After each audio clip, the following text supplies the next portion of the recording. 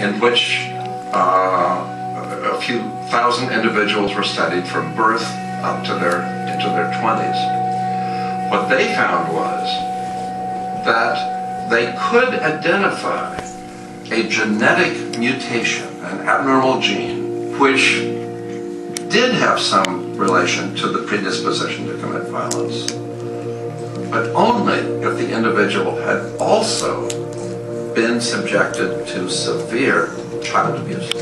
In other words, a child with this abnormal gene would be no more likely to be violent than anybody else, and in fact they actually had a lower rate of violence than people with normal genes, as long as they weren't abused as children.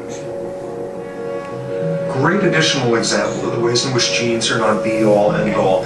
Fancy technique where you can take a specific gene out of a mouse, that mouse and its descendants will not have that gene, you've knocked out that gene.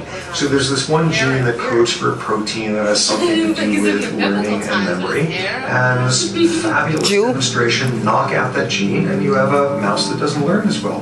Ooh, a genetic basis for intelligence.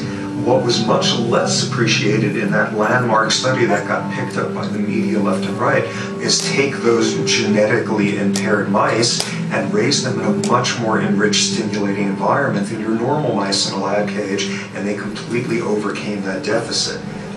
So when one says in a contemporary sense that, oh, this behavior is genetic, to the extent that that's even a valid sort of phrase to use, what you're saying is there is a genetic contribution to how this organism responds to environment. Genes may influence the